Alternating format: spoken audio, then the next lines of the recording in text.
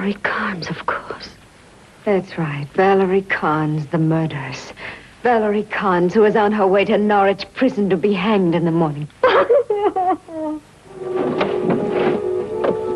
Pendant le déluge, on est prié de se réfugier au couvent, un sursis pour la condamner à mort et peut-être la main de Dieu dans un chef-d'œuvre de Douglas Sirk. Billy, what on earth are you doing? Cushion the little boat. They'll be using it to take Miss Valerie to be hanged. Why do you think I'm not guilty? Tell me. Perhaps because I know how it feels to be guilty.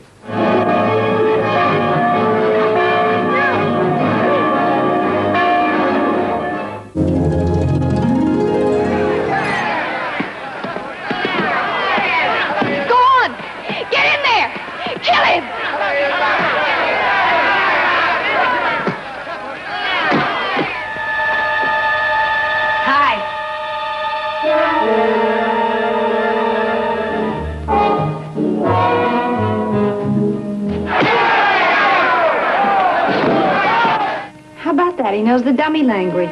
Don't use that word. You know when you'll get her? When you get a new pair of ears.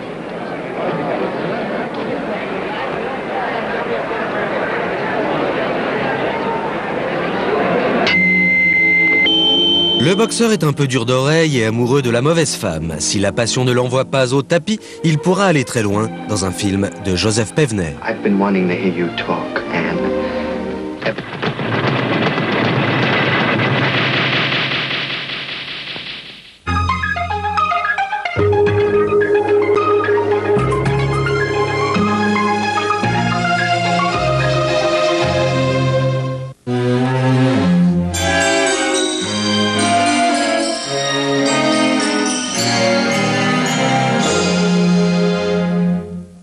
Le 19 septembre 1931, le film que vous allez voir dans un instant, Monnaie de singe, Monkey Business de son titre original, sort sur les écrans américains.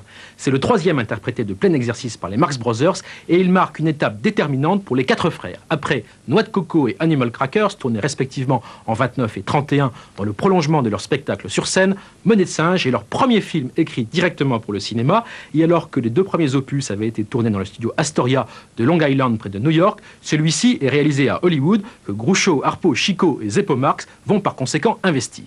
L'origine de Monnaie de singe remonte à la fin de 1930, à un moment où les Marx sortent de plusieurs années de tournées épuisantes. Ils ont signé pour 3 films avec la Paramount, après donc Noix de coco et Animal Crackers, ils n'ont pas la moindre idée pour leur troisième film. Mais au même moment, un copain de Groucho, S.J. Perelman, travaille pour eux à un projet d'émission de radio dans lequel se trouve une idée de passager clandestin sur un paquebot.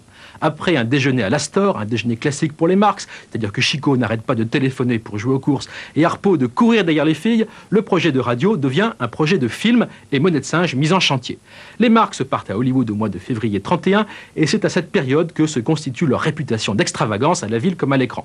Par exemple, au cours d'une réunion de travail, ils jettent par la fenêtre le pantalon d'un responsable de la Paramount. Groucho déteste Hollywood, il n'a pas de piscine, il ne va pas aux premières et signe ses autographes Charlie Chaplin. Il récuse surtout le style hollywoodien en matière de plaisanterie et comme ses frères, à l'exception d'Harpo qui s'en fiche et pour cause, se montre très difficile pour les scénaristes et sur les dialoguistes. La première lecture du scénario de Monnaie de singe est effectuée par S.J. Perelman devant pas moins de 27 personnes, devant les frères bien sûr, les copains, les femmes, les maîtresses, plus 5 chiens. À la fin de la lecture, tout le monde dort, Groucho se lève, dit à Chico « c'est dégueulasse » et sort.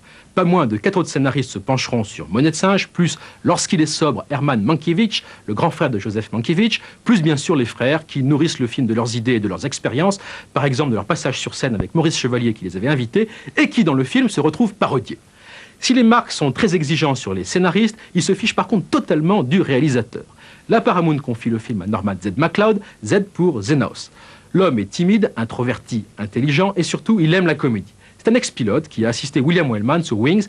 Il n'a signé que 2 films et plus tard il fera tourner W.C. Fields, Danny Kaye et Bob Hope. Norman MacLeod part tout bas et déclare préalablement au tournage « Je serai aussi discret qu'une souris faisant pipi sur un buvard ». Et effectivement, pendant le tournage qui se déroule au milieu de l'été 31, dans un esprit de liberté absolue, MacLeod laisse les frères délirer et improviser. Les scènes sont tournées avec 3 caméras, la monteuse du film est présente sur le plateau en permanence, de même que les scénaristes à qui Groucho demande de réécrire ses répliques au dernier moment afin qu'ils ne s'ennuient pas.